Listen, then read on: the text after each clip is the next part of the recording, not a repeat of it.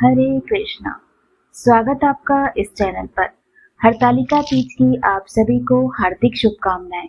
भगवान शिव व माता पार्वती की कृपा आपके और आपके समस्त परिवार पर सदा सर्वदा बनी रहे। आप सभी माताओं बहनों का सुहाग अखंड रहे। हरतालिका तीज पर कौन सा शुभ योग बन रहा है और हरतालिका तीज का पूजा मुहूर्त व महत्व क्या है, आज किन चीजों का दान करना विशेष फलदायी है, आज के वीडियो में आज संपूर्ण जानकारी आप सुनिए।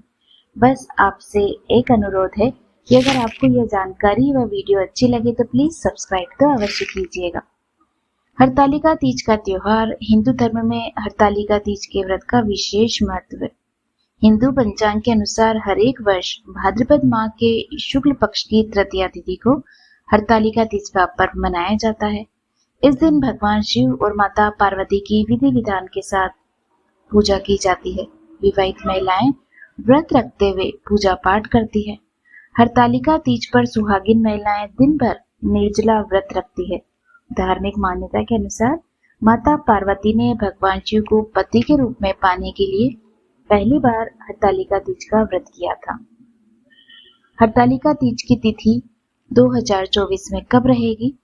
वैदिक पंचांग के अनुसार इस वर्ष हरतालिका तीज की तिथि भाद्र माह के शुक्ल पक्ष की तृतीया तिथि 5 सितंबर को दोपहर 12:25 पर ही शुरू हो गई थी और इस तिथि का समापन 6 सितंबर को दोपहर 3:01 तक रहेगा। इस तरह से उदया तिथि के आधार पर हरतालिका तीज का व्रत 6 सितंबर यानी आज रखा जाएगा। इस वर्ष हरतालिका तीज पर बहुत ही अच्छा शुभ संयोग बन रहा है। पंचांग गणना के अनुसार 6 सितंबर को हरतालिका पर रवि और शुक्ल योग के साथ चित्रा नक्षत्र का संयोग भी बन रहा है। हरतालिका तीज पर भगवान शिव और माता पार्वती की पूजा विशेष रूप से होती है और इस पूजा को सुबह ही करनी चाहिए, लेकिन शिव पार्वती के पूजन के लिए प्रदोष काल का समय सबसे सही माना गया है। प्रदोष काल यानी सूर्यास्त के बाद का जो समय होता है वह प्रदोष काल कहलाता है। 6 सितंबर को सुबह के लिए पूजा का मुहूर्त 6:02 से लेकर 8:33 तक रहेगा। वहीं प्रदोष काल 6 सितंबर को शाम 6:36 से आरंभ हो जाएगा। हरतालिका तीज का शुभ चौघड़िया मुहूर्त चार मुहूर्त रहेगा सुबह 6:02 से 7:36 तक। वहीं लाभ का मुहूर्त सुबह 7:36 से 9:10 तक रहेगा। अमृत का मुहूर्त सुबह 9:10 से 10:45 तक है। शुभ मुहूर्त दोपहर 12:19 से 1:53 तक है। हरतालिका तीज के दिन आप कौन सी पूजन सामग्री रखेंगे? भगवान शिव, देवी पार्वती और भगवान गणेश की मिट्टी की प्रतिमा रखेंगे। पीले रंग का कपड़ा, जनेऊ, सुपारी, बेलपत्र, कलश, अक्षत, दूर्वा, घी, दही और गंगाजल। देवी पार्वती के लिए श्रृंगार के लिए सिंदूर, बिंदी, चूड़ियां, कंगा, मेहंदी और कुमकुम। हरतालिका तीज की पूजन के लिए आप भगवान शिव, माता पार्वती और भगवान गणेश की बालू, रेत व काली मिट्टी की प्रतिमा को हाथों से बनाएं। पूजा स्थल को फूलों से सजाकर एक चौकी पर रखें। अगर आप प्रतिमा नहीं बना सकते तो आपके पास घर में जो भी उपस्थित तस्वीर या फोटो है आप उसे रख सकते हैं। उस चौकी पर केले के पत्ते रखकर भगवान शंकर, माता पार्वती और भगवान गणेश की प्रतिमा स्थापित करें। इसके बाद देवताओं का आवाहन करके भगवान शिव, माता पार्वती और भगवान गणेश का पूजन करें। सुहाग की सभी सामग्री रखना चाहिए, माता पार्वती को उन्हें चढ़ाना चाहिए।